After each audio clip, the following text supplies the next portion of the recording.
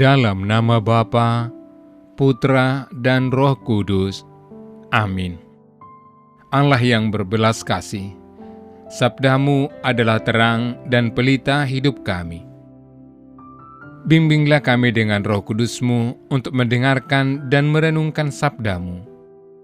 Dengan daya Roh Kudus-Mu itu, bukalah telinga dan hati kami untuk mendengarkan sabda-Mu.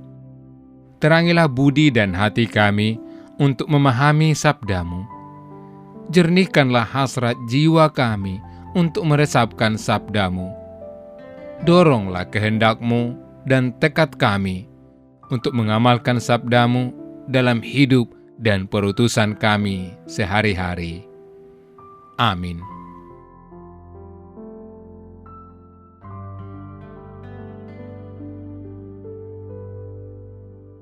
Pada waktu itu pergilah Yesus ke bukit untuk berdoa, dan semalam-malaman ia berdoa kepada Allah. Ketika hari siang, ia memanggil murid-muridnya kepadanya, lalu memilih dari antara mereka 12 orang yang disebutnya rasul. Simon yang juga diberinya nama Petrus, dan Andreas saudara Simon, Yakobus dan Yohanes, Filipus dan Bartolomeus, Matius dan Thomas, Yakobus anak Alfeus, dan Simon yang disebut orang Zelot, Yudas anak Yakobus, dan Yudas Iskariot yang kemudian menjadi pengkhianat. Lalu ia turun dengan mereka dan berhenti pada suatu tempat yang datar. Di situ berkumpul sejumlah besar dari murid-muridnya, dan banyak orang lain yang datang dari seluruh Yudea dan dari Yerusalem, dan dari daerah pantai Tirus dan Sidon. Mereka datang untuk mendengarkan dia dan untuk disembuhkan dari penyakit mereka.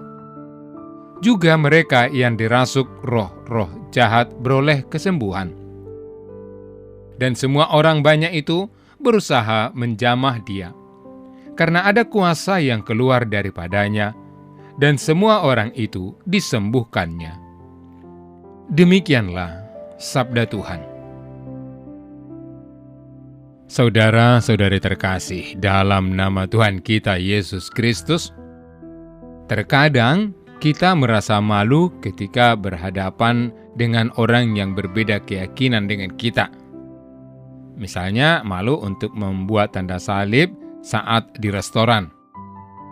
Kita tidak perlu malu dengan apa yang kita imani, karena sudah 2000-an tahun gereja kita masih bertahan hingga saat ini.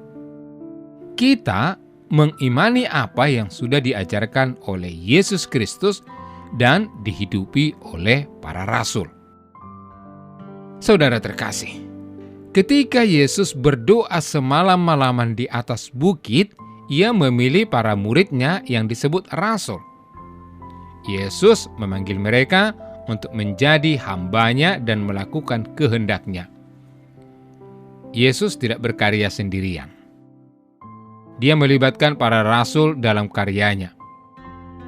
Kabar keselamatan itu diajarkan kepada para murid agar murid dapat melanjutkan misi Kristus demi keselamatan semua orang. Mereka diutus pergi untuk mewartakan Injil hingga kita boleh merasakan kasih-Nya hingga saat ini. Sebagai orang Katolik, iman kita dibangun atas iman para rasul.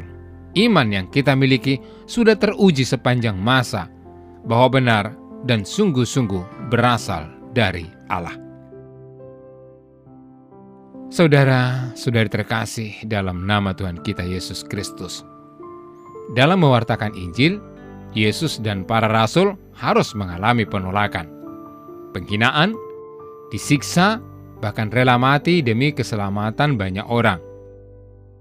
Tak jarang pula kita mengalami penolakan ketika membela sesuatu yang benar.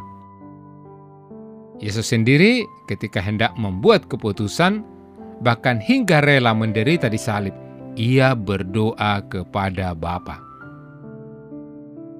Kita pun diajak untuk berdoa, mohon kekuatan, agar dalam menjalani kehidupan ini diberikan kekuatan. Saudara terkasih, dalam menghadapi berbagai tantangan dalam hidup ini, kita diajak untuk meneladani para rasul. Mereka datang kepada Yesus untuk mendengarkan Dia. Dewasa ini, kita dipanggil untuk menjadi rasul yang senantiasa setia mewartakan kerajaan Allah di dunia ini. Hal ini dapat kita lakukan dengan cara sederhana, seperti berbagi kepada sesama, saling menyapa, tolong-menolong, dan berbagai hal lainnya. Kita dipanggil untuk hidup dalam kekudusan melalui hal-hal sederhana kepada semua orang. Tuhan memberkati. Ya Allah, kami bersyukur atas kasih-Mu dalam hidup kami.